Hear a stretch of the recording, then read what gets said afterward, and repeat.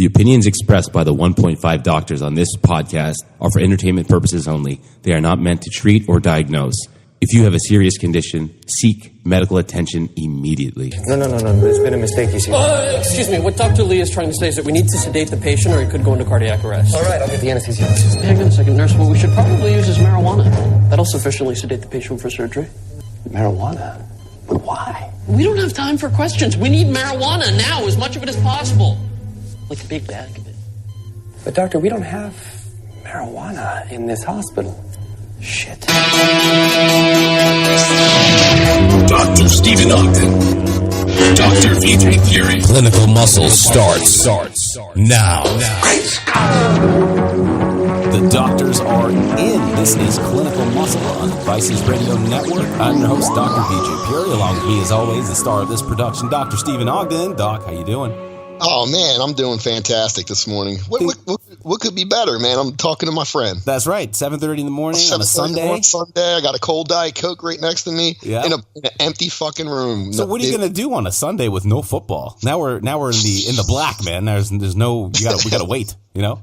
Yeah, I think for me, at least this week, next couple weeks will be just continue to move the shit. Yeah. So we're almost at the home stretch to get out of here and get into the rental. So I'm excited about that. It's getting stressful. Yep. You sent me some pictures of your empty house right now. Yeah, I was going to I think I might put that on my story. So if anyone listens to this, I probably won't be there by the time you hear this, but my house is literally empty, and I'm struggling this morning to find a place to podcast to sit. I have no furniture. I have the room I'm in now is completely empty. So if it sounds echoey and loud, I apologize about that. Living room this is like a den office type room. Living room is empty. Dining room has nothing but a table in it. We took all the chairs out. Kitchen, no table, no chairs. The only thing I have is a living room couch. And I was told last night around 11 p.m. that if I podcasted in there by the missus, and she heard my laugh, and I woke her up. She's gonna kick my ass. So because that's directly underneath our bedroom. So I'm kind of relegated to the floor right here in this room. I'm so high maintenance, man. There's no way. Like there's no way I would do a podcast off the floor. I refuse. I'm like a snob. I wish I was lying, but I'm not. I'm sitting here on the floor. Podcasting. It works. It works. I'm gonna take a picture. Podcasting on the floor. Can you sit? Can you sit like cross-legged on the floor? Like comfortably? No, I'm actually got my legs straight out. Yeah, that's how I had to do it too. I'm so inflexible. Well, no, you remember? I can't sit Indian style anymore. Remember we talked about this? My right knee pops out sometime. Right. Yeah, that's right. Yeah. Fucking old, man. You get patellar, you got some sort of weird patellar lesion. It's falling off its track. I think it's probably more likely a medial meniscus injury. Because it locks and pops, and that's usually yep.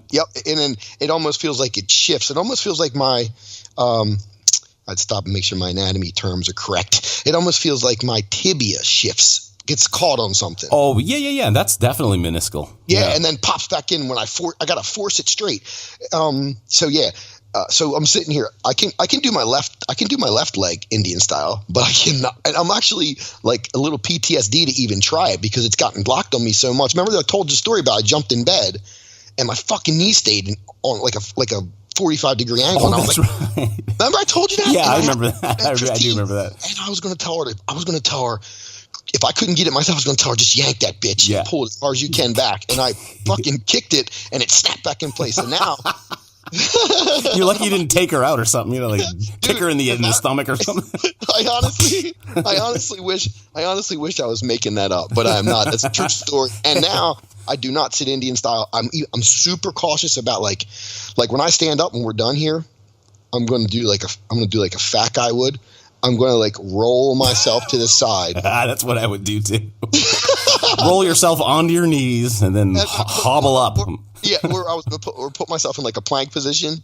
Yeah, and then walk my legs up to my hands and stand up because I do not want that. I don't want that knee to cross. To turn because I'm afraid it's going to get stuck. Yeah. Jeez. I can't. Like I'm like so inflexible in my hips. Like of all places, my hips are like the most inflexible spots in my body. So sitting cross-legged on the floor is a virtual. I fall over every time I try. I fall backwards because I'm top so heavy. Terrible. I'm the same way. I'm so terrible. Like I remember back in the day, I could like touch my head to the floor between my legs. I don't even think I can get 10 degrees down now. No. So I need to get to it.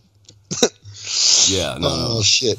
Yeah, So, even with all like the yoga and everything, there's I stopped. I haven't done yoga in like weeks now. For number one, lack of time, and number two, I found that it was actually like thickening my obliques. You know. Oh yeah. And I was like, no, this ain't happening. You know, so I stopped doing it altogether, and now the inflexibility is like worse than ever. So what's new with you? I know you're. I've heard from BNR that you're sort of semi-retired now, or you're getting close. Oh yeah. I'm like I've got one toe in, man. I'm so close. I've got the close on our property here in Michigan in 2 days, and then I'll be out. I will be out altogether. We're both doing closings this week. The closing on this house is Friday. Oh, no shit. Okay. Yeah, man, I'm closing on Friday. Okay. We're done. It'll be over with. That'll be one more step towards the new house. And I showed you some pictures of the new house. It's coming along. Oh, yeah. Oh, it's beautiful. Yeah, it's going to be awesome. Windows are in. The roof is on. I think they put up the flashing around the windows yesterday, so I suspect the siding, will be going up soon. Then they'll probably work on the inside. So I'm hoping we got to we originally were told mid-March when we first put our down payment down. Then we went to like a pre-construction meeting, and the construction guy who runs the site guy. Sure, yeah. He's a guy we're talking to. He said, well, probably going to be more like mid-April.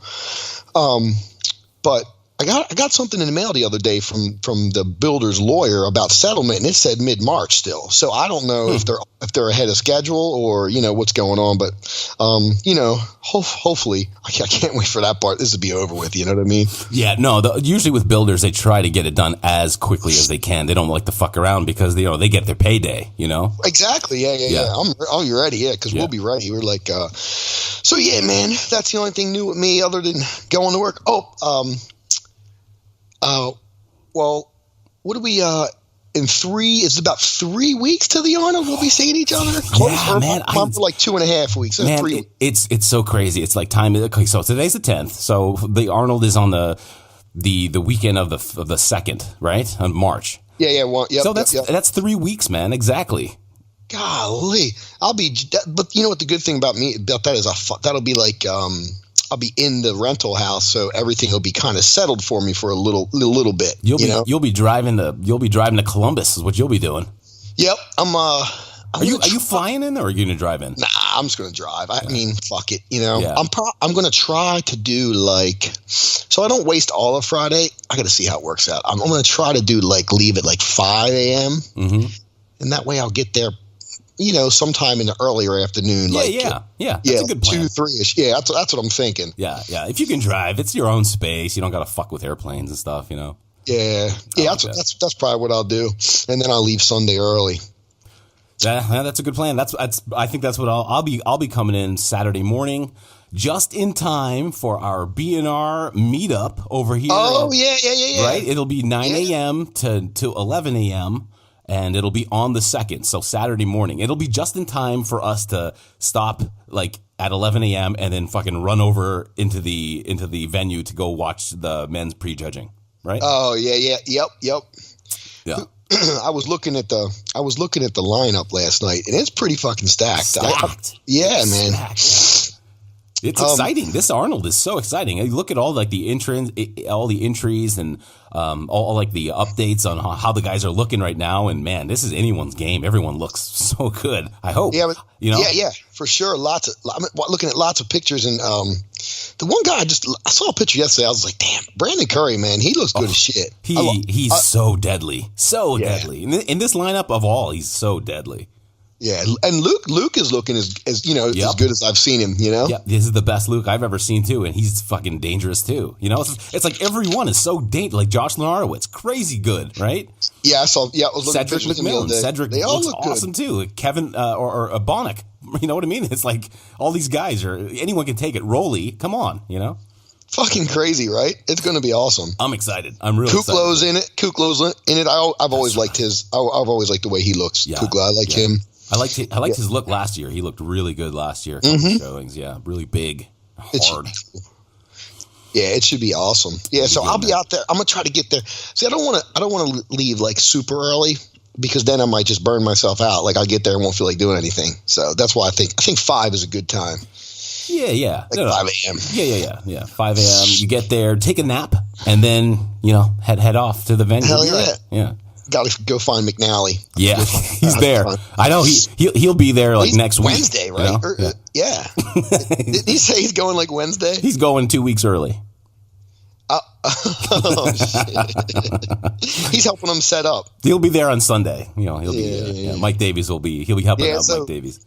I'm excited. I mean, I'm not excited about driving 9 hours, but I'm excited to see you guys. Oh yeah, that's the best part, man. We get to. Yeah. I mean, that's the only reason. Honestly, I get to see my friends like once a year. This is great. If it wasn't for that, I wouldn't be there probably. Yeah, it's true. It's like we've got our. I get to see you. I get to see I get to see Scott. So Scott and I live in the same fucking town. I see the guy like 4 times a year. But hold on.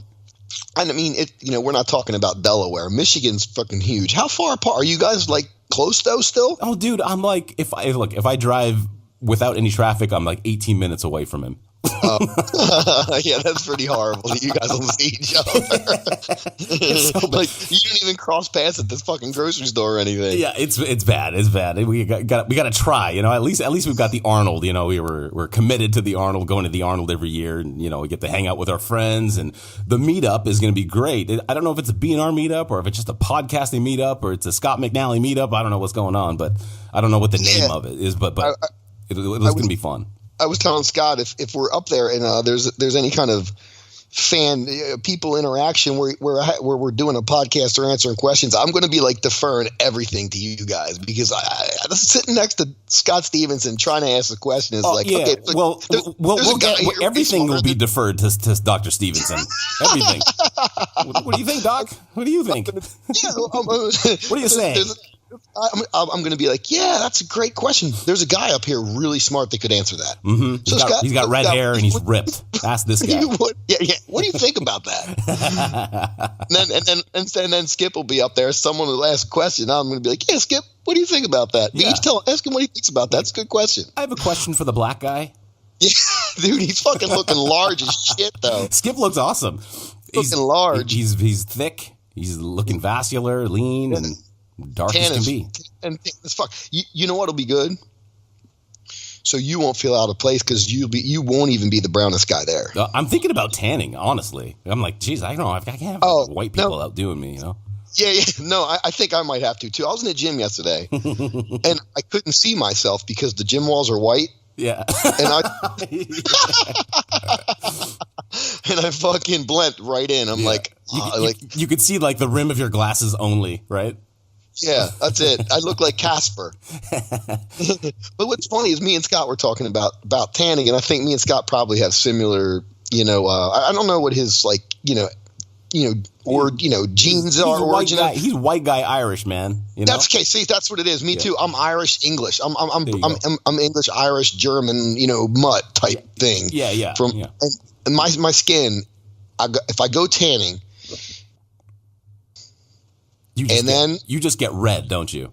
I get red and it fades. And when if I go to a tanning bed, this is what happens. I'll get red. Then I'll have to wait a day because I'll be red and I can't go the next day. Then I'll go the next day and it'll be faded. And then I'll just get red again. I don't know what it is. I don't know what it is about tanning beds, but for me, they don't really tan me. I don't know what it is about that. They just burn you instead. Yep. But as opposed to like when we're down the beach in the summer. Right. I was about to ask that. Yeah, no, I'll get red in the beginning, but the more exposure I'm outside and the natural sunlight actually tans me over time. But it's not like my first time I go to the beach, I'll be fucking bright red. But Christine, on the other hand, she's fucking brown immediately. Good. Yeah. I'm the same. Well, I mean, of course I'm the same way, but I mean, I'll go out in the sun, and if it's really hot out, I'll come back later on. Like I'll be out a couple of hours, like when we go on vacation to Mexico or something. On that first day, I turn fucking pitch black. Yep, Just exactly. like black. I can beat Skip. I know it. I know I can. I got to get the tanning. Yeah. Now you're making me want to go too, but I know it's going to happen. And but it's so bad for you too. I mean, it's like it's that's like, the other thing, man. I'm like, do I need any more risk factors? What the fuck? yeah, it's like skin cancer is just so fucking common amongst white people. It's like that's a thing. My wife has to battle that too because she has a history of that in her family, and so any new moles or anything she gets, she has to go get it checked out. It's just preventative care. Right. Yeah. I see Christine has some in India, not Native Indian. American. Native American. She has some Native American on her side, and then her dad is her real dad is like he's like her. He's a guy who does construction and stuff. And this dude gets brown. Yeah. I mean, like, nice dark tan all the time. So Nice. easy too. Good. So, yeah, man, So one of your kids is going to tan well, and the other one's going to be pasty as fuck. Unfortunately. Yeah, honestly though, I think they both might have my sort of skin. Oh no, Haley definitely does. She's very fair. Yeah. Both the kids are pretty fair. Yeah. But yeah. Oh man. So pasty white people. You guys have certain problems that I don't have to deal with. I'm like, oh fuck, what should I do about that? And then I'm lazy. I don't want to do it. I'll go, and then I won't go, and then what's the point? You know what I mean? Yeah. Oh man, speaking of which, how's training going? I know you've been stressed out, and sometimes when you get stressed out, things some things fall off a little bit. But are you at least being consistent? Yeah. Oh yeah. I'm still being consistent. I wouldn't call it optimal. Yeah. If that goes for everything. Yeah, but like I said on the when we talked before our previous show, at least when I'm in the gym, I'm not thinking about other stuff. Yes. So that's I'm not a huge worried. thing, man. If your mind is in the gym and you're in the gym, you're gonna have decent training sessions. Yeah, that's that. Yesterday I did back and buys, and I had a great workout. I had fun. I was listening to you guys on Friday, and you guys were talking about work, training and stuff, and it kind of got me a little motivated. Yeah. So I was like, I couldn't wait to get in there because I had to work Friday. But yeah, man, I mean, the whole moving and selling the house part was really stressful. The only other thing that has been really stressful that I didn't realize. So when I bought this house that I'm in now in 2005, or 2005, yeah, this was crazy, and this is why the mortgage thing, the whole collapse and real estate. I already know where you're going. I already know. Yep. Okay, I basically did a no income verification paperless loan. Originally, right? Originally, yes. It was on this house. What year? 2005. Okay. Yep. Yep. That shit flew back then for sure. Yep. I did a no income verification loan, which meant they looked at my credit score and said, "Yep, here's your money." And I went in and signed papers. And I didn't realize that, and that's why, they were throwing out, and that's why I ended up with a horrible mortgage, which I didn't know then, and that's why I'm leaving my house now with basically, sold it for basically what I bought it for. 14 years, got nothing out of it, to be honest, because I got upside down. Because when the mortgage collapsed, my house got appraised for $100,000 less than it was actually sold for. So long story short, fast forward to now. What a nightmare. Oh my God. Like I was telling you guys that night on the text, and that night when I said I felt like I was being interrogated by the FBI. Yep. I got this email from the mortgage company, and and I'm thinking this is all over with, but it got to the underwriters, right? Right. And they sent me an email with 10 instructions on things I needed to do. They were questioning deposits, like dimes and nickels and this and that. And I had to write paragraphs and give them letters and tell them this and that. And that day, I don't know if you remember that day that I was telling you guys about when I sent that law. I was like, this is crazy. That's why I was like, what the fuck? This is. I thought this was over. No. No. So then I had to go digging through my bank account and my I had to get more statements and write a paragraph about something and this thesis and that. paper. You got to write a thesis paper. They're gonna want a piece of your liver. If you have penis foreskin, they're gonna want that too. Listen, I had to explain something from 4 years ago on my credit report that I didn't even know was there. Yeah, man. They oh shit, man. They dig so deep now. It's unbelievable. Trying to get a loan is unbelievable. Even if you got the capital, it doesn't matter. Dude, it was, and I came home that night. I'm like, look at this fucking, what the hell? And again, I was panicking, like, or am I getting denied? What's going on here? Blah, blah, blah. But ever since I sent over all the stuff they asked for, and that was over a week or 10 days, I haven't heard anything. So, Dude, I'm closing on at noon on Tuesday, which is, like 24 hours from now, essentially. You know what I mean? And there are still items that they expect me to complete by Monday, Yeah. I'm like, they're like, you guys, we're closing on fucking in 48 hours, man. Are you really? You don't have your ducks in a row by now? This is fucked up. Yeah, that's how I felt. I was like, "Are you fucking serious?" I'm like, "What is this shit?" I'm like, I thought this shit was over. So, that part was the second stressor. After I sold the house, things were calmed down. Then this start, there, I was like, "Holy shit!" I don't remember doing it. That's good. And then my wife pointed out we didn't do that. It's harder now, and everybody was telling me, it's harder now to get mortgage because they do their digging. Mostly, I think because I think a lot of mortgage companies got in trouble and got sued for giving shitty loans out. Oh yeah, so many. Yeah, and I think most of the stuff is just them covering their ass, kind of like in medicine when I do certain things because I'm like, I better order this test just because I don't miss something, know? Oh yeah. That's totally what it is. They're covering their tracks. They maintain zero liability, and all liability falls back on you, and they want to make sure. And that's how I feel like it is too. Because yeah. So anyway, but other than that, that's those are the problems that you have when you're a doctor. You don't have like small issues. You have issues that can cost you a lot of money, right? Yeah, fuck yeah, a lot of money for sure.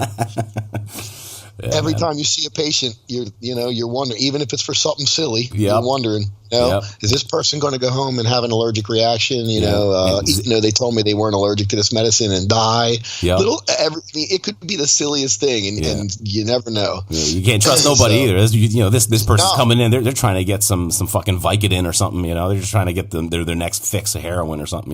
Exactly. So anyway, so back to the training thing. It's going good. I still getting it, off and on, but it's way better, almost back to normal. And I think after Wednesday, I'll be back to normal for a while. Good. We'll be, because even like today, when I go to the gym, the only thing I would say is I'm still my workouts have been sort of short. I'm like going in because when I'm off, like the days that I'm off and I'm training, I still have a ton of shit to do. Like every day we're still moving stuff over to the rental. So I'm like, I want to get this done so I can get all this work done and all this stuff, Yeah. So other than that, though, it's all good. Oh, yeah. Things will calm down, man. You know what? By the time the Arnold comes around, like all of us are going to be so low stressed and having such a good time. You know what I mean? Nothing else on our minds, except for like just fucking pure friendship and bodybuilding. It's going to be fun. Man. I'm looking forward to that. I look forward to it. I really do. I mean, it's been a tough year for me, just all around. So this is like, I'm finally getting the payoff I wanted, And you don't have to go to Iowa no more, right? Is that done? No, I will have to at some point just because of my my next investment plans. But for now, man, I'm going to be on vacation for a while. Actually, I just booked a trip for myself. Wait, my wife was just like, you know what? You need to take a trip by yourself. Go find yourself. You know what I mean? I was like, you're the best fucking wife on earth. and she was like, go anywhere you want to. And so I'm going to Juneau, Alaska, man. I'm going to Shut up. Yeah, I'm going to Juneau on the 23rd. It's the day after my birthday. So I'll be there for like 4 days, and all I'm going to do is be in solitude, go train. Weed is legal, so I'll be fucking definitely visiting a bunch of cafes, they call them. Wait, you're going like this month? Yeah, man, like holy shit! That's like a spur of the moment. Is that your birthday present? No, not really. It was just like much needed. I need to get the fuck out of here and just, I need solitude. I just need to be just by myself and just find my fucking balance, you know? Yeah, damn, that's awesome. Yeah, it'll be fun. So you're going, skiing. I get to ski too because it's all fucking mountains and shit over there. I can't wait. Oh no, you're going to ski. Don't ski. No? I'm going to hurt myself. Is that what you're worried about? I'm afraid you're going to blow a knee out. I'll take my chances. I'm okay. I'm pretty good. And I'm Canadian. You know, I'll be all right. Yeah. Oh man, I can't ski at all. You've got the crooked knee. There's no way. No. Well, even when I had a good knee, I went a few times. I'm just so fucking uncoordinated when it comes to shit like that. I could never roller skate. I could never ice skate. I've tried them all. Yeah. I'm fucking goofy footed with that shit. I hear you. It takes practice. I'm Canadian, but I'm also a brown guy, so it's not exactly in the DNA. You know what I mean? If it's not climbing the fuck out of a tree and picking up some coconuts, you know, in the snow, I'm pretty handicapped. But growing up in Canada, you know, we had so much access to skiing and snowshoeing and fucking cross country skiing and all that outdoor shit that I get to be okay at. I gotta watch myself. I'll stay off like the hard like mountainous area. Because I got to train, man. You know, I got to train legs still, right? Mm-hmm. Yeah.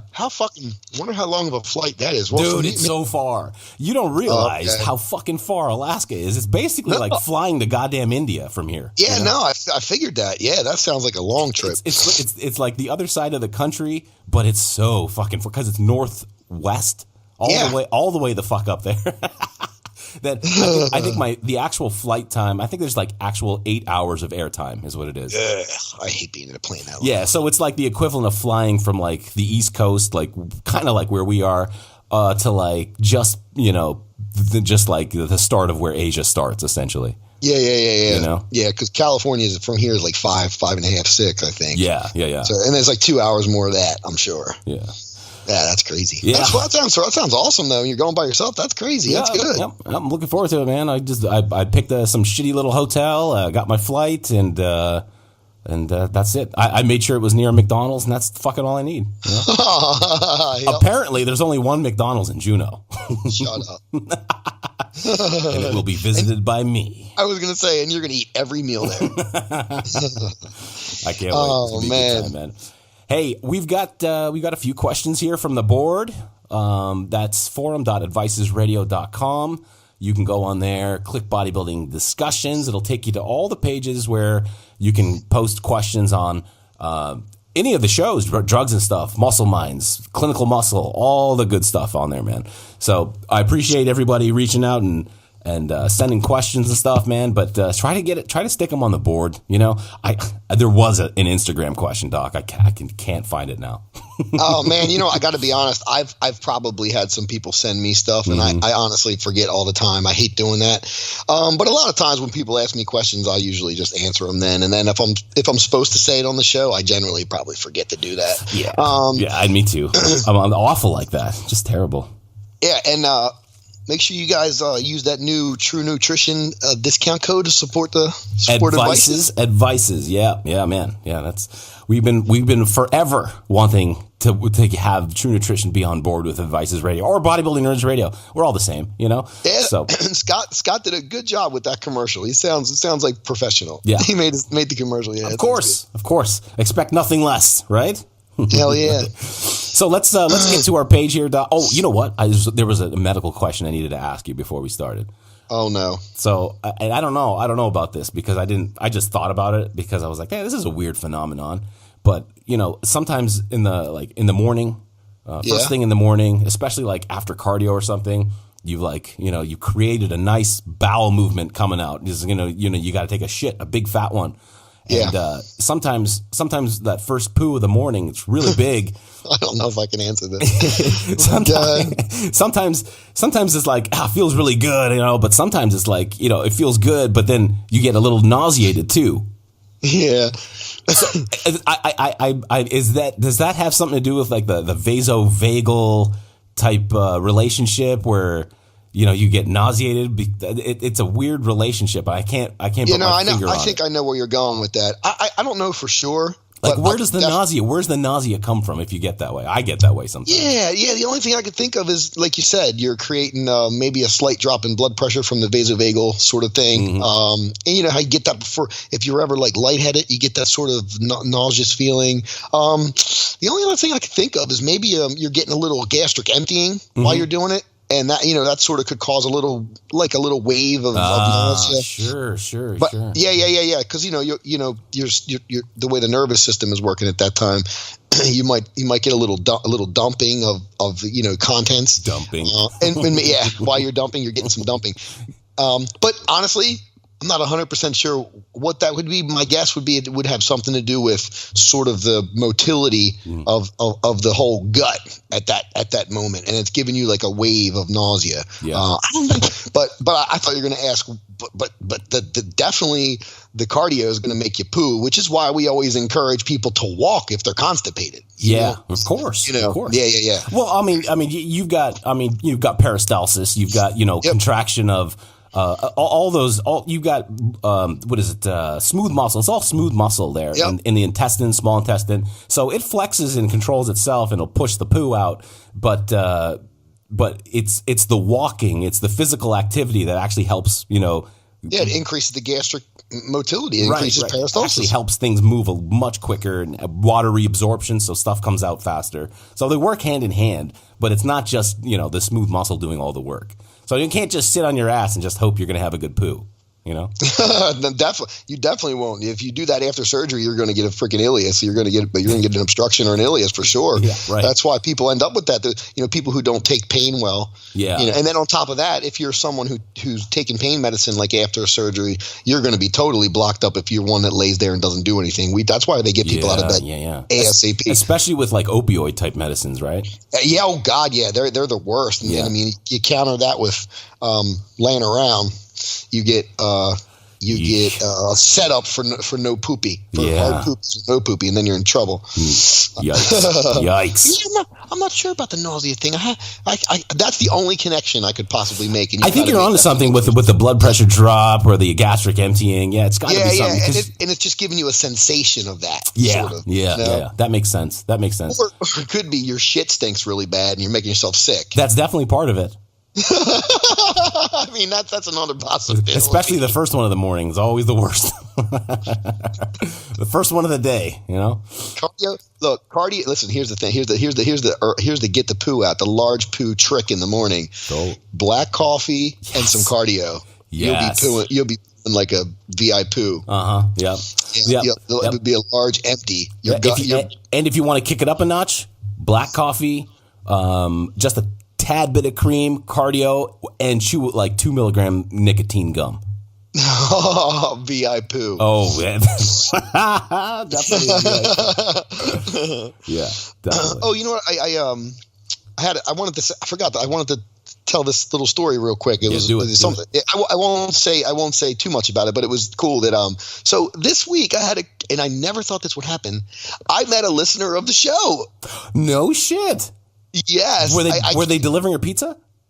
No, but that happened before. That's right. That's right. I won't get into the specifics of the encounter, but it was cool. We did a talking, and he's like, I think I know you.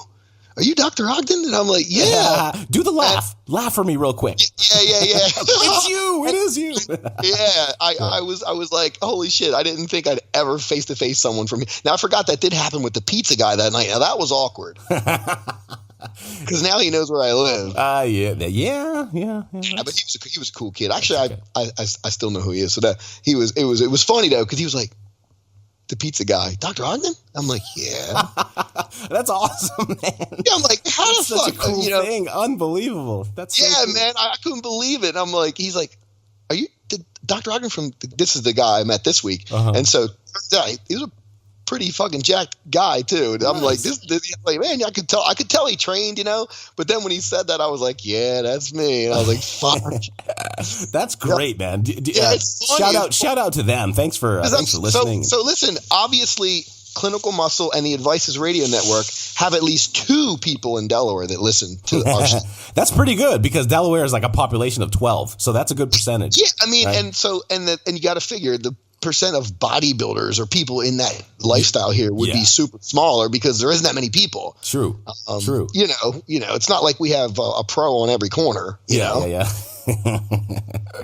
It's true. In fact, off the top of my head, I can think of 3 pros though. I can think of one for sure. Who? Freddie. Yeah. Well, I know Divine Wilson. Divine, that's right. Yeah. In fact, I just talked to him yesterday. He was at the gym. He's coming to the Arnold. He's not competing in the Arnold, but he's coming to it. And then there's a guy, he's an older guy. I can't remember his name, but I know he has his pro card bodybuilding. I can't remember his name though. He's from down the south, south of me. I bet if you said his name, I'd know it. Yeah, I can't remember it. And then there may be a couple, maybe a bikini or somebody, but I wouldn't know. But 30 only 3. Of course, we do have Dave Pulcinella, who is. Oh, of course, come on, yeah. That's like so. That's Dave and Freddie, and that's Delaware's claim to. Yeah. I think Dave's the most important one coming out of Delaware. As far as bodybuilding impact on actual bodybuilding. Yeah, I mean on the scene. That's without saying. I mean, Dave's the man. He's the man. But yeah, so it was pretty funny that in a tiny little state with bodybuilding, I wouldn't consider to be a bodybuilding like you guys. Your state's huge, and you guys sound like you guys have tons of great gyms really good bodybuilding. Just Michigan, I don't know why. It's just a great hotbed of bodybuilders, and there's a lot of good bodybuilders out here, and pros. I mean, we had 8-time Miss Olympia, Linda Murray, is from here. She trained here for the first run of her Olympias. It's like exactly great history, really great history. So to listen to run into 2 people that listened to the show and actually know knew the rate, it was like, oh, okay, because hell yeah, fucking, I don't think anybody in Delaware would listen to anything like that. We don't have that many people into it that I could tell. 50% of the people in Delaware listen to Clinical Muscle. Yeah, exactly. That's the statistic now. And one of them's my pizza guy. There you go. Yeah, see? Man, you got to get a discount code or something for Clinical Muscle on that pizza place. It's Domino's. See? Domino's is from Michigan too. Fucking yeah. That's awesome. Uh-huh. Yeah, anyway, I forgot I wanted to mention that. So you know who you are, the guy that I met this week. Shout out to you. It was great. It was great meeting you. That's so cool, man. Yeah.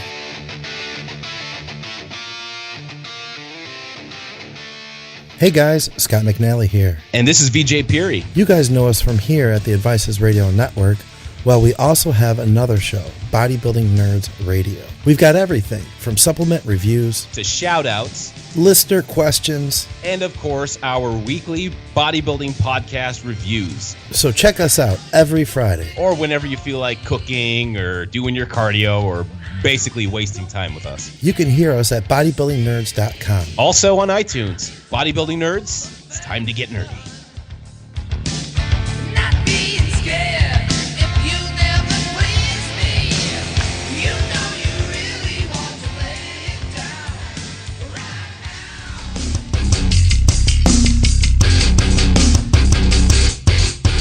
Hey guys, why are you using sports nutrition that was designed for someone else? At TrueNutrition.com, they offer the world's largest selection of quality protein powders, and they let you design your own custom blend from a variety of powders, flavors, boosts, and packaging options, like the Team Skip blend, for instance. That's over 20 billion possible combinations to create a protein powder tailored to your diet, your goals, your tastes, and your budget. TrueNutrition.com also offers the ability to create delicious custom oatmeal blends. And they're third-party tested, proving that all their supplements are ensured to have the highest level of quality and value. Don't be a sucker and pay for fancy packaging and gimmicks. Discover the source that bodybuilders trust and stop using mass-produced nutrition that wasn't designed for you. TrueNutrition.com. And use our code ADVICES at checkout to let them know that you support the shows.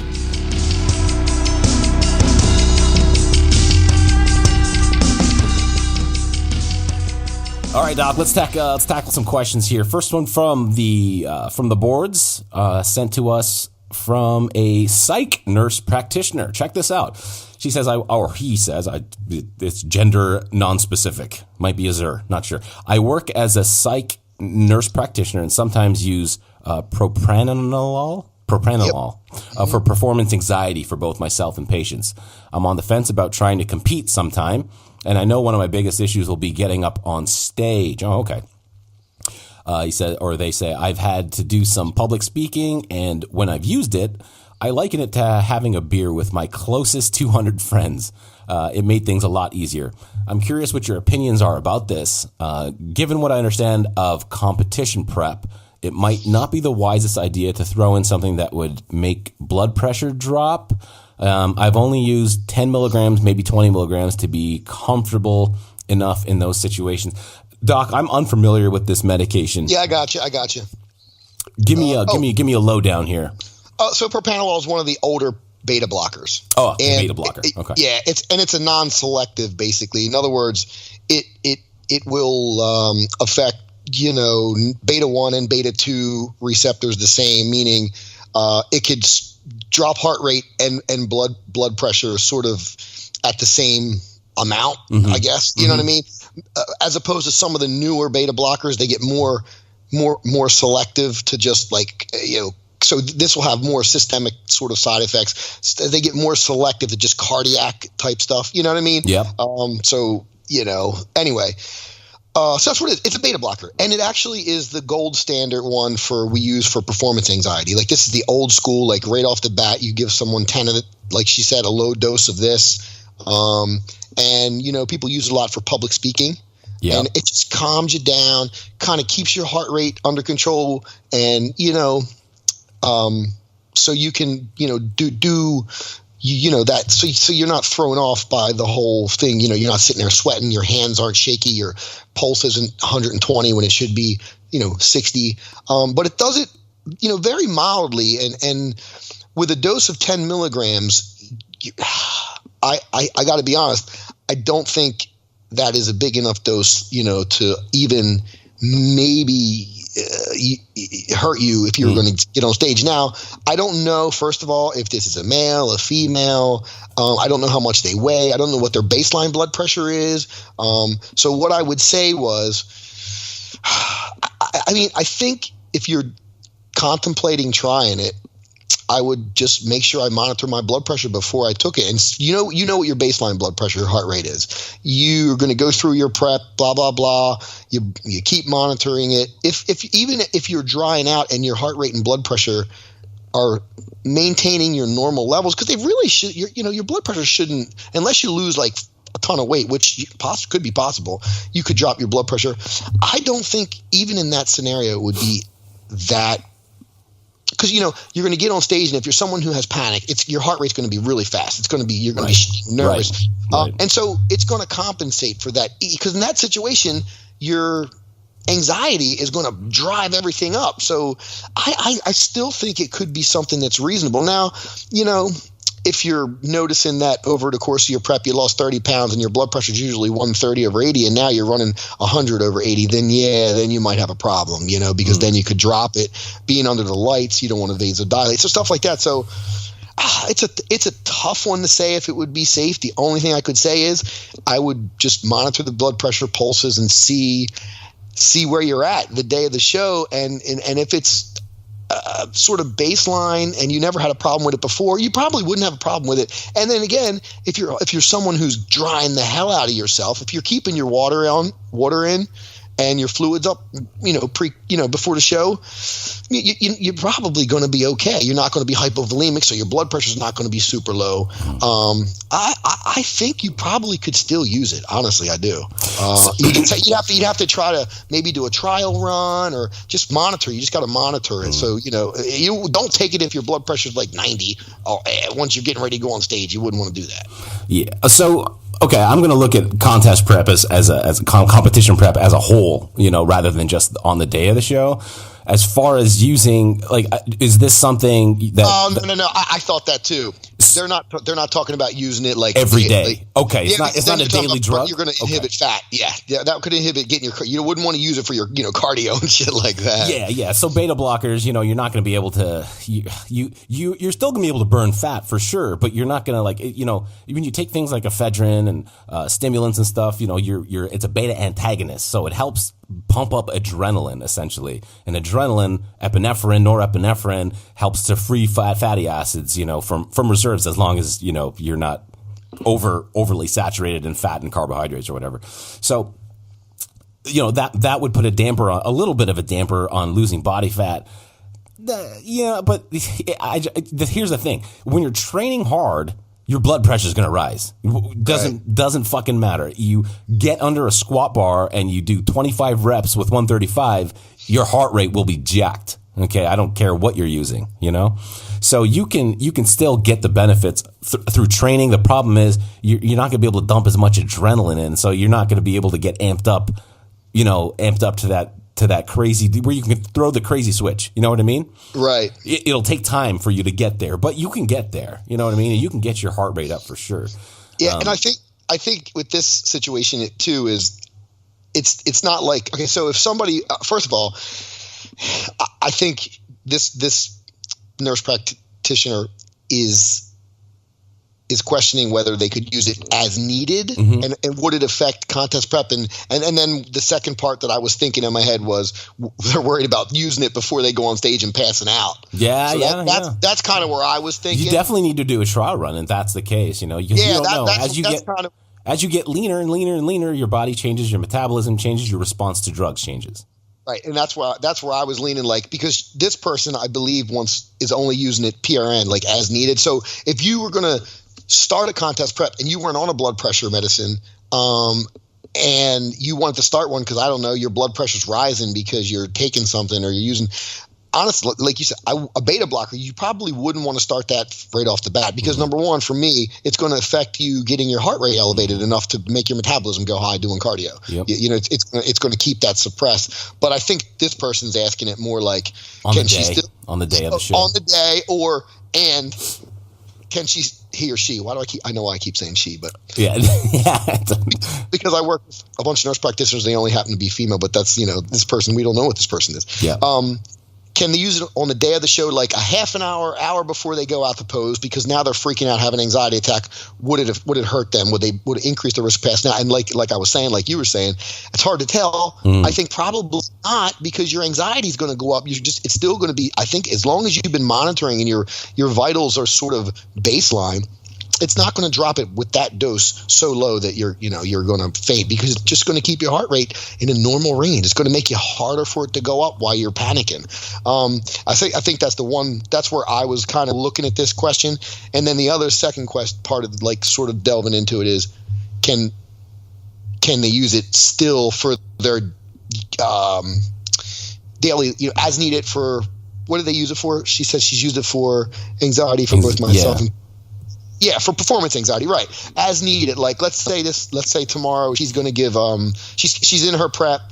Tuesday she knows she has to stand up in front of a room full of 20 people to give a speech about some new psych medicine that she's going to start using or whatever, and she's prepping. She's asking, could she still use it in that he or she still in that? In which case, I think yes, it's just a one-time dose. It's in, it's out, boom. But I wouldn't take it every day of your life through the whole prep if you don't, because then it's going to be harder to get your heart rate up. It's going to be harder, like you said, and then pre-stage, I think, was the other. I mean, that's the way I interpret. Yeah, I can see that part.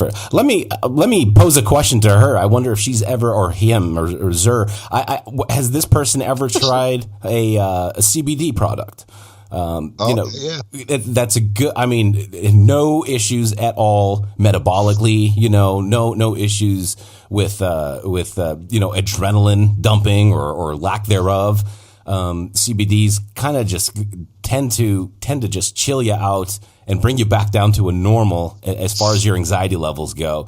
I mean, this is across the board for most people. So it's worth at least giving it a shot. I don't know where the source of CBD, though. That's that problem. And a lot of people seem to ask me where to get CBD from. And I don't know what to tell them, because I only really trust dispensaries, and we're in Right. Michigan, it's not legal everywhere, so probably anything that comes out of like Colorado is probably pretty good, or California, CBD product. But I would maybe give that a run and see how you do with that. Then you don't have to worry about really anything. No backlash from dropped blood pressure, maybe increased water retention because of it. You don't know what's going to happen on contest day. Yeah. So like I said, for this, I would say, to sum it up, I think you probably could still use it as needed. And this person's a medical, so I'll say PRN. Mm-hmm. You could still use it PRN throughout your prep for performance anxiety, and you may even still be able to use it, sort of pre-stage for quote, performance anxiety, given that your vitals have been stable. Now, if you are getting to the end of prep and now your blood pressure is generally running in the 90s, because you're so dry and stuff like that, I probably wouldn't take it then. Yeah. But if you think everything seems normal and you still need to use it here and there through the prep, I don't see a problem with it, because you're only using it sort of as needed. It's going to be in and out. And, Yeah. All in all, I just don't see too much of an issue. You never know. But trial run is definitely a great idea. Yeah. But yep.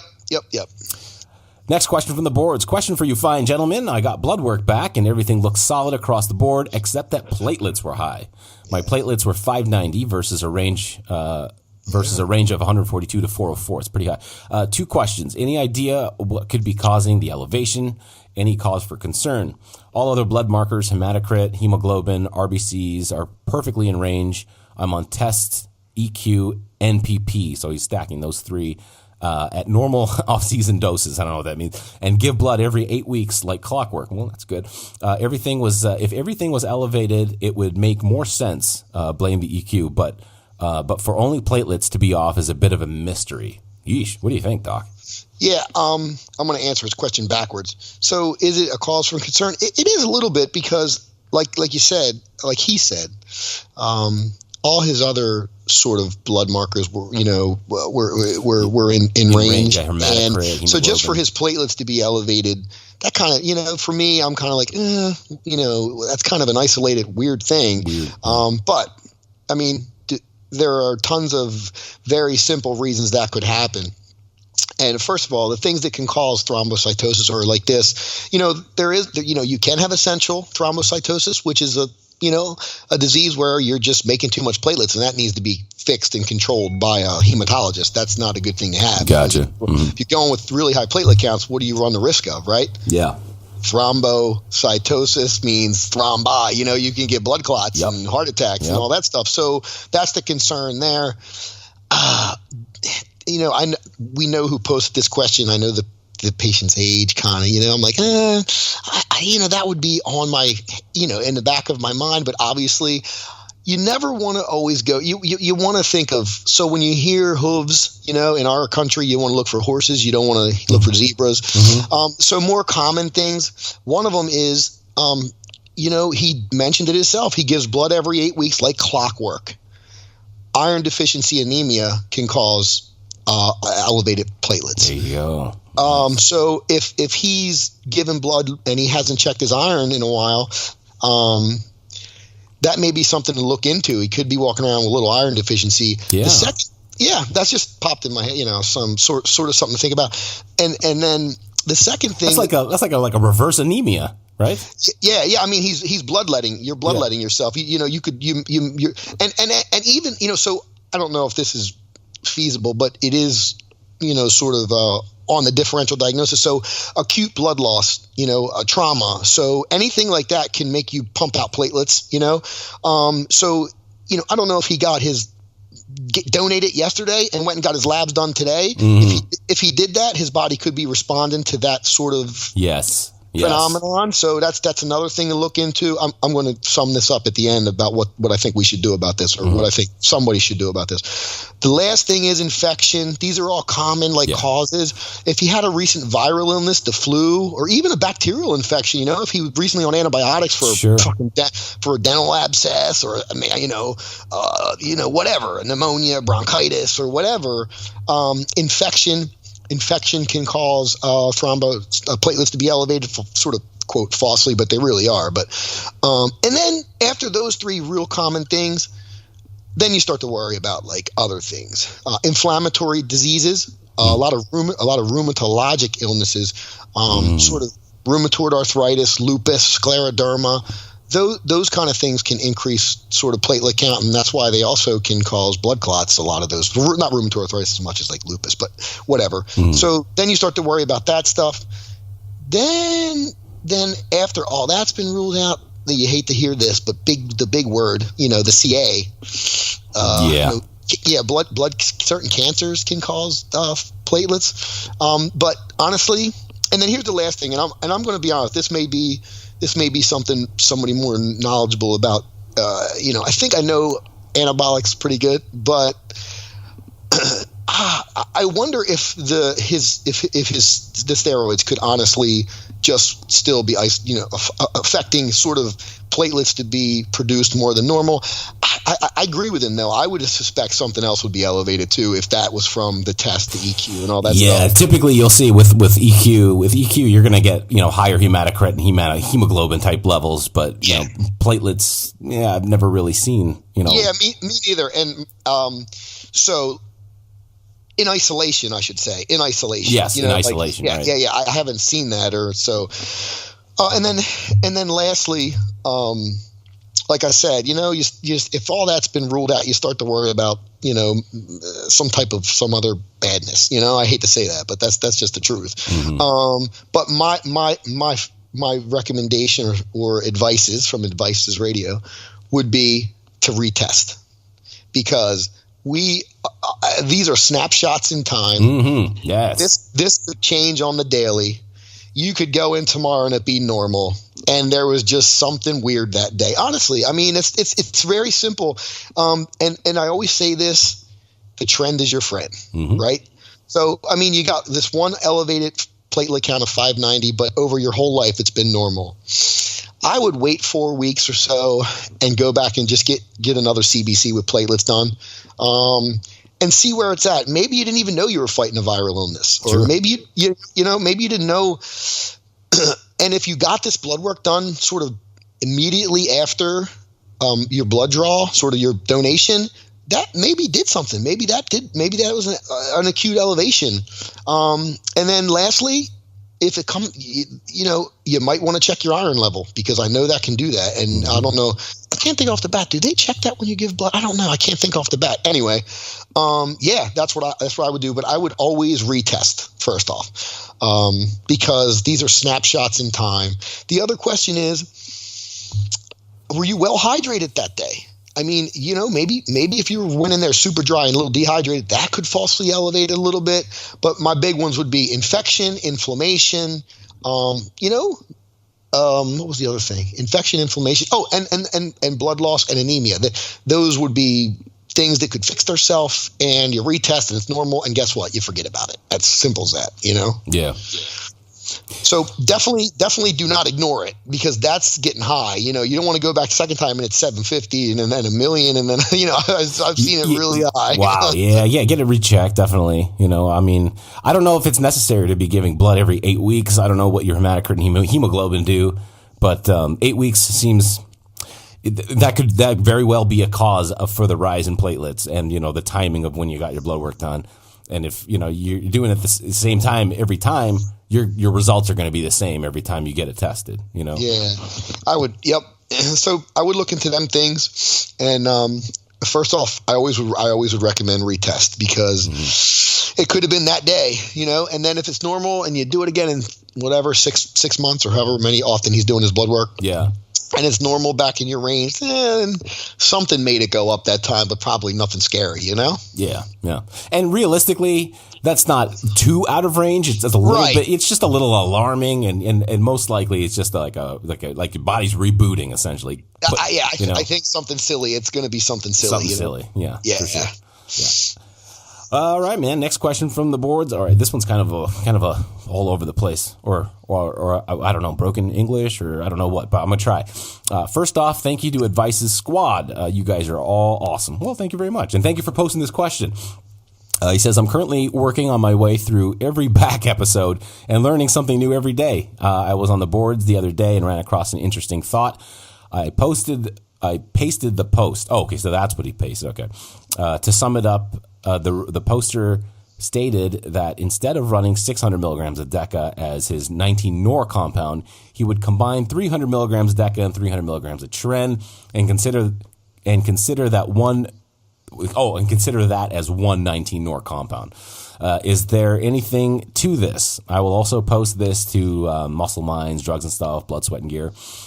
Where you'll get way better answers. Yeah, most likely. You're going to get an answer that you're going to probably like too, because I'm already cringing a little bit with this one. So I'm just going to read a few of the bullet points, Doc, from the thing that he pasted. I was trying to figure out, first of all, everyone knows, Vage, this is going to be one of those questions where I'm going to just sit back and listen to your advices to this person about this stuff we got going on here. Okay. If you have some particular medical insight, I suggest you jump in ASAP. Okay. Yeah. If I have a medical insight about this, I will. But so what I'm a little confused as to what is all this stuff underneath? Is it what is that? This is just I think just discussion from what when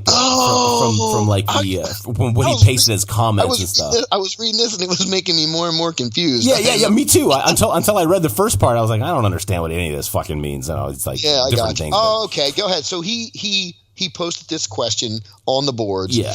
And then he posted it to the shows, and then these things are kind of responses to the question. Yeah. So okay. From other people. Right. So some of these questions some of these responses are like most of the 19-Nors out there are very different compounds and complement each other very well. 19-Nors stacked together all complement each other well, despite the forum urban legend that 19-Nors shouldn't be stacked together. Tren and MPP stacked together is one of my favorite. Blah blah blah blah. So, Okay, so I don't know if this person has done that already. I don't know if this person has tried Deca on its own or Tren on its own. If they're thinking about jumping in and just trying this for the first time ever, I think that's a terrible idea. I think you really need to figure out what your body does with Deca on its own, what your body does with Tren on its own, before you go in jumping into the deep end of the pool and stacking them together.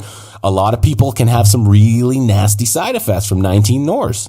All right. And if you take two different 19-Nors, you could be in Gyno City in like a week, it can just kind of mess you up, man, pretty bad. I highly suggest you try one and the other. And if you respond really well to both of them on their own, then yes, 2 + 2 = 8 in this scenario. Okay. Right. But that's not everyone is so different that you cannot take what other people are telling you as any kind of a Bible or any kind of words to live by, because your body is going to be completely different to all the compounds that you're gonna try. So I wouldn't try stacking them right away. I don't think that's a great idea. You always hear, from the boards that, your first cycle has always got to be something crazy because you're always going to respond to it really well. That's the fucking dumbest thing anyone could ever say. That's the fucking dumbest thing. This is so dumb. No, you always try to get away with the least amount of anything that you can ever use. And if it doesn't work, then you up. You always start with the lowest amount, all right? And the least amount of gears you can get away with. It's bodybuilding. It's not drug taking, Oh, that is a great one, because it seems more or less these day and age, you would think it's more about that. Like, that's a good one. It's bodybuilding, not drug taking. It really is. I mean, no, you're right. That's I never heard anyone else say it that way, but it's true. Get your training right, get your diet right, and you fall in love with bodybuilding, and then these things can help you further on. You know what I mean? But man, I don't know. The only thing I'll say about this, and this is just, my spin or whatever, is I can't really get into too much on these things, especially asking. Well, they're not really. They're asking an opinion, but my thing is just this: they're they're 19-Nor, but they're very, very different compounds. They're different. They're very different compounds. It's like saying saying testosterone and D-ball are the same thing just because they're so closely related. Right. They're very different. So I don't know if you can consider them one. No. That's almost saying they're the same. They're very, very, very different. I mean, Tren is universally understood as its very own compound. You know what I mean? People aren't swapping out Tren for Deca just because, you know, it's like, it's its own thing. NPP and Deca are very similar. Their half-lives are different, but it's still nandrolone, right? So it's like, I mean, nandrolone versus trenbolone, those are two completely different compounds. I don't suggest you stacking those at all at this stage, you know, unless you've had a history with using both independently and they responded really well to that. Because, you know, that's not a small dose either. 300 Deca, 300 Tren, you know, that's 600 milligrams of 19 Nors. And I don't know what else this person would be using with that. You know, is there any testosterone in there, or is there, you know, like, is there TRT? What is going on with that? I just think that on its own, as the question states, I just don't think is a good idea. Yeah, I like your answer. Yeah, you might get different answers from the guys over at Drugs and Stuff, Blood, Sweat, and Gear and stuff. You know. But they're also a lot smarter than me, and you know, they more successful bodybuilders also. They're definitely all better than me. So yeah. So you know, take it for what it's worth, but always approach stuff as logically as you can. You know what I mean? Yeah. You know what's funny? That goes a lot of times with even in my job in medicine. Honestly, I've said this before. A lot of what I do and treat, my mom taught me more than it's just common sense. A lot of this fucking sense, man. Yeah. That's funny. Yeah, it's a good one. Yeah. But yeah, I like your answers on that. I'd rather you nailed that. Good job. Don't do it. How about that? There's your answer. Figure it out first. Next question from the boards. Hey, docs, I have a vitamin D question. So he's got a little medical history. He says, I'm 35 years old and at 14 had kidney stones. Eesh, probably from being a fat kid who drank tons of soda. About 6 years ago, I read the benefits of vitamin D supplementation on free test. And being natty at the time, began supplementing with 1,500 IU a day. Fast forward 2 years or so, I begin having symptoms of kidney stones that I've experienced as a teenager. Left posterior back pain that came and went, along with brownish urine. Yeah, sounds a whole lot like it. And just chalked it up to reoccurrence of kidney stones. After a few months of waiting for this to hit me, like a train, like stones do, I read an article linking kidney stones to vitamin D in some people, and I dropped it immediately. The symptoms went away within a week. I've tried a few times to supplement with again.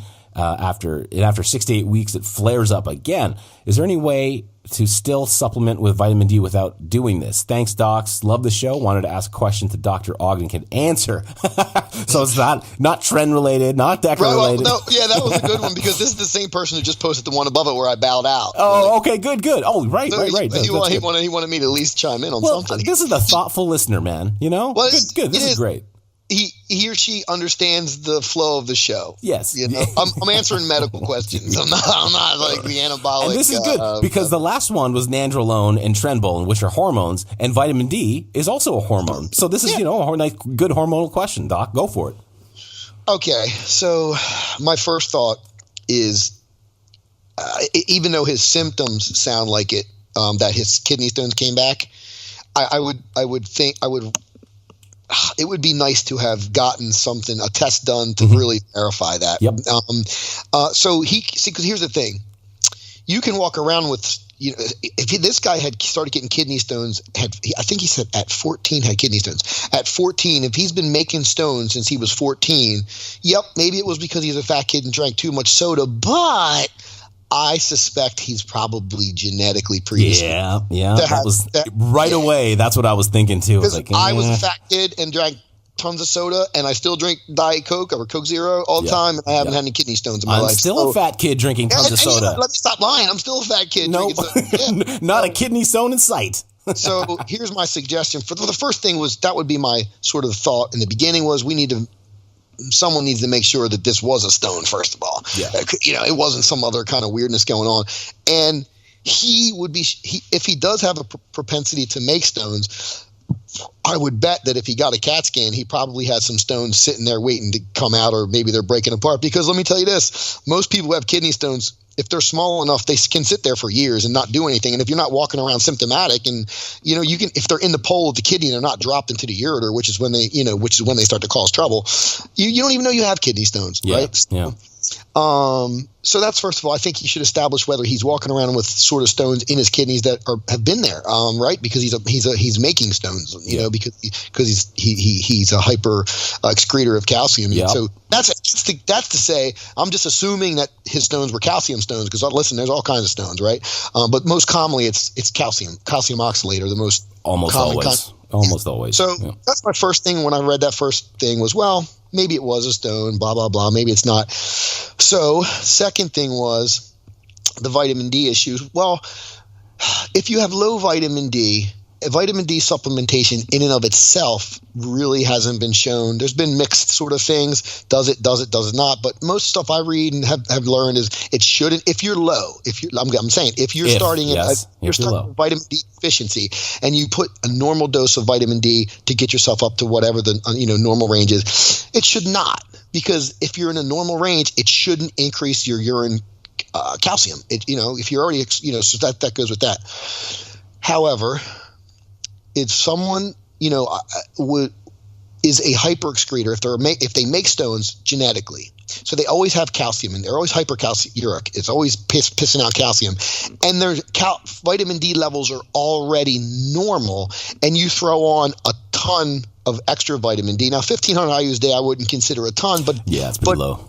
But it's actually higher than the recommended daily allowance, which we know is really bullcrap. Yeah. But it's higher than if he's adding on extra, it's possible that it is increasing his calcium levels in his urine, and it's increasing his production of stones. Yeah. So what I think would be best, he needs to get a baseline vitamin D. Yes. I've been screaming that in my head for the last fucking minute. I'm like, what was his levels to begin with? You don't just jump on 1,500 IU a day just because. You gotta have a panel done to figure out if you're even deficient. Yeah, that's what I think. And if you're running in a normal range and it's a nice upper level of normal, you probably should be at this point, and don't even worry about taking the vitamin D. Yeah. You're going to get enough, hopefully from sunlight, hopefully in your diet, stuff like that. Yeah. And that would be, so my thought is, it's possible that this guy has a really normal vitamin D level, and his 1,500 RU is taking him out of range, so super sort of physiologic, and that is increasing calcium output and maybe increasing his stone formation. So get, especially if he's genetically predisposed to it. He's not going to, you know what I mean? He's not going to get like calcifications under like subcutaneous calcifications like some people. Some people just get the fucking kidney stones instead. Right, and that's the point about, if you read about vitamin D supplementation, most of the stuff is assuming, or they're even talking about vitamin D deficiency. So if you're vitamin D deficient and you take vitamin D, you probably won't get kidney stones because you're normal. But if you're a calcium excreter, if you're someone who makes calcium oxalate stones genetically, and you're using super physiologic vitamin D supplementation like he's trying to do to help with his hormone levels, it's feasible that could increase your production, at least in my mind. So two things. One, I would establish whether you still have stones in your kidneys based on get a CAT scan or something, see a cardiologist. So because you may not, that whole scenario may not have been a kidney stone, may have been something else. And two, and more importantly, find out if you're actually vitamin D deficient. Yeah, vitamin deficient, and find out your blood calcium levels, just your average everyday blood calcium levels, And I did, the other thing is possible is, and this was just a couple things I read, but even though we say D3 is the best, right? Yeah. Mm-hmm. So I've heard that with people like him, maybe that itself could cause the problem, and then like it's too much, like it's too strong. And but D2, even though it doesn't raise vitamin D levels as well, it may be less sort of problematic if you did a vitamin D2 supplement. Yeah. So it's just a lot of shooting in the dark. He's just got to he's got to figure out what his blood levels are. If you get your vitamin D level back and it's high, it's high normal. You don't need it. It's not necessary, And if you're worried about if you're worried about your test levels and all that, get that shit checked and see where you're running to. Maybe you don't need any kind of boosters. Maybe you're great, you know? Yeah. Right. But I think that's the key right there. We need to find out if your vitamin D levels are sort of low or normal. If they're normal, ditch it, because it's probably fucking you up. Yeah. Because I mean, this is going to be a struggle for the rest of his life. Essentially, when you're genetically predisposed to this is something. It doesn't matter whether you take vitamin D or you're eating too much broccoli or you're eating too much calcium. You have to be vigilant about your water intake and keeping calcium low and that sort of things. Yeah, I mean, especially if you started having stones at 4, to me that screams genetics. That's not. Excuse me, at 14. At 14. Yeah. 14. I mean, that screams genetic problem. Yeah. That screams you're born that way. You've probably been pissing calcium and making stones your whole life. Yep. Hey, watch the alcohol content. That's all I can tell you. You know what I mean? Yeah. That'll fucking give you kidney stones and gallstones at the same time. You'll be all fucked up. And like I said, that's all assuming, which, that's a big assumption to make based on the information we have, that his stones have ever been tested. And they're actually calcium stones. He could, there's other types of stones. I mean, you can have uric acid stones. Exactly. You can have some other type of stones. But mostly people have calcium stones. But I'm just saying, this is all an assumption. Yeah. We don't have that information, right? But I'm assuming it's calcium stones, right? Yep. It's in most scenarios, like 98%. Most people have unless you're someone who has a stone and you have a history of gout, then you could have uric acid stones. Uric acid, yeah. Yes, that's a fucking bitch too. Oh yeah. Gout's a bugger of a problem to have, man. That shit hurts. It's in my family. My dad has it. He's had it. Oh no, he was like, you're doomed. And he started developing signs of it in his late 30s. And I'll be 40 in fucking a week. So I got to watch this protein intake and. I don't know. I've never had an issue, and I'm not an alcohol drinker. And usually, alcohol will fuck up anybody with colitis, ulcerative colitis, anybody with uric acid issues. Alcohol will fuck you up. Let me tell you the scenario I see at least 3 or 4 times a summer. This is the one. This is the gout. This is the gout starter. This is the gout fire starter. Okay. I get a fat guy comes in with a flaming ass red toe, can't walk, just screaming he got gout. Yep. And I say, so what did you do last night? This happens at least 3 times a summer. Oh man, I went to my buddy's house. They had a crab feast. And I was drinking beer and eating crabs all night. That one right there, I've heard that same story at least, I don't know, 100 times. So what, shellfish and alcohol? Oh my God, yeah, you will fucking shoot. That shit will fucking flare that up like a mofo. God damn. Yeah, so I tell him, you're going to have to stop doing that. Stop drinking the beer and the fucking. Yeah. For my dad, it's beer and beef. And steak. Red meat. Yeah. The other one, I went out to the. I had surf and turf and beer. Now my foot's all fucked up. There you go. That's the fucking killer right there. I go, did you eat a big steak last night? You have beer? Hells yeah. I had surf and turf. Surf and turf and set it off. So yeah, that's a funny scenario. I'm not kidding. I hear that sort of story, very similar story every year. I was at a crab feast at my buddy's house, and I was eating crabs and drinking beer all night. I woke up at 2:00 in the morning, and my right big toe is so painful I can't take it. Funny thing about gout, off topic, is it comes on immediately, and it usually comes on in the middle of the night to people. It happens. They know right away. It was 2:15, and my toe just started throbbing. It's basically because it's at rest and there's no mobility. You know what I mean? It just those collects. Little crystals just crystallize. Yeah. Just inflammation goes crazy. Yep. Anyway. Hey Doc, we've got one more. It's not a question so much. It's more of just kind of an update, but we can kind of expand a little bit on it. This is from Paul Erlinson, our good. But we've been on his case, and he's been keeping us updated about his prostate issues that he's been having. And this is the latest entry. He says, so yesterday I had my prostate biopsy. They took 14 samples from various areas of the prostate. I'll find out results February 11th. Oh, I hope everything's fine. Coming up very quickly. He says, meanwhile, I'm reading up on all the various scary treatments for prostate cancer, including one called hormone therapy to stop testosterone production. Hormone therapy is a treatment to stop your body from producing male hormone testosterone. Prostate cancer cells rely on testosterone to help them grow. Cutting off the supply of testosterone may cause cancer cells to die or to grow more slowly. How much would this suck? Okay, yeah, that would be fucking awful. And you know what? No, I don't. I'm not a believer that any manipulation of hormones is going to be a good idea for a prostate. Yeah.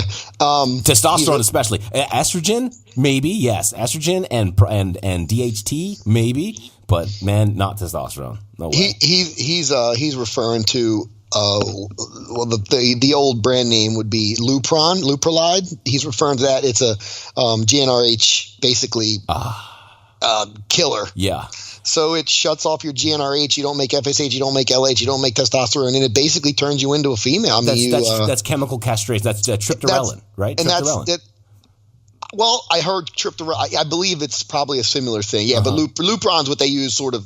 I don't know if they use that in medical yet, but Lupron shots is what he's referring to. Yeah, same thing. It just cuts off GnRH. Sorry. Mm-hmm. So you're basically from the hypothalamus stopped.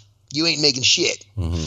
It kills your libido. It turns you into a and I know a lot of old fellows they used to get it, and it does make you feel horrible. They're just terrible. Fucking Joe Jackson did that to Michael Jackson when he started to become a teenager, man.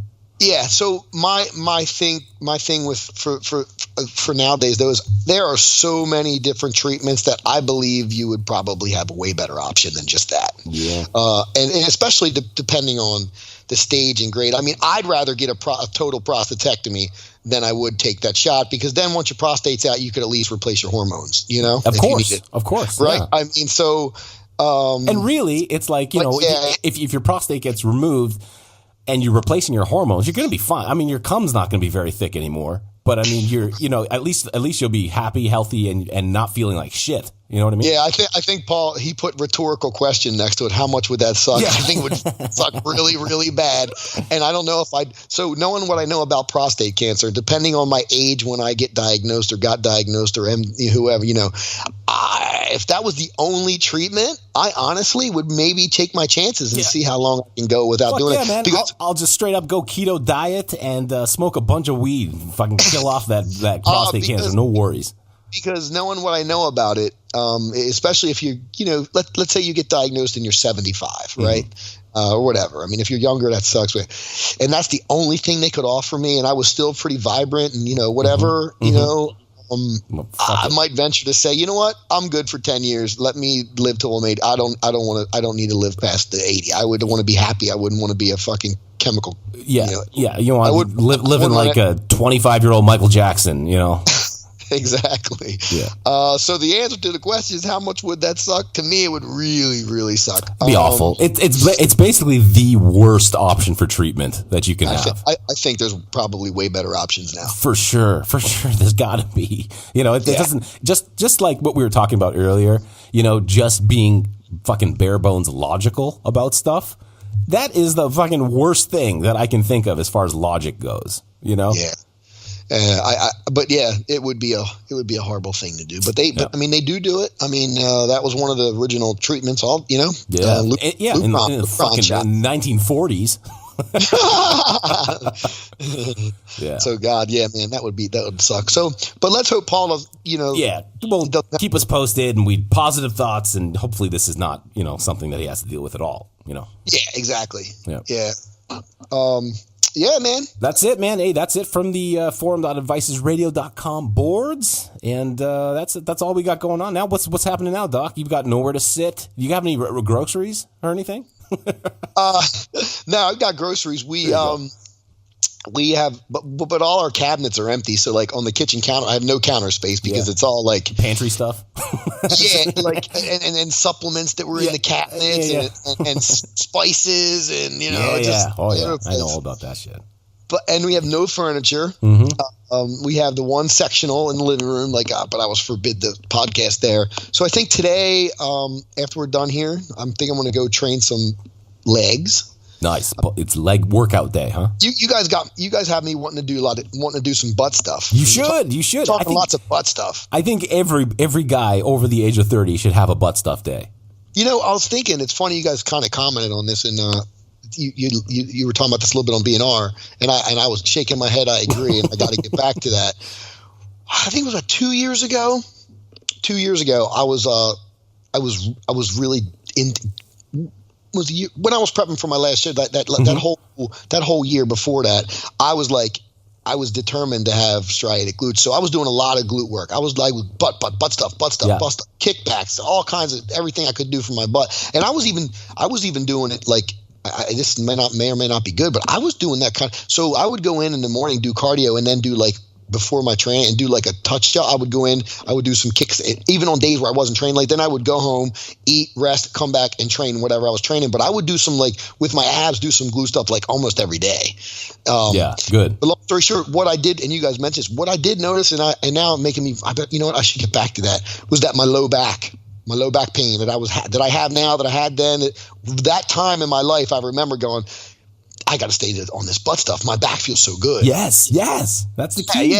Yeah.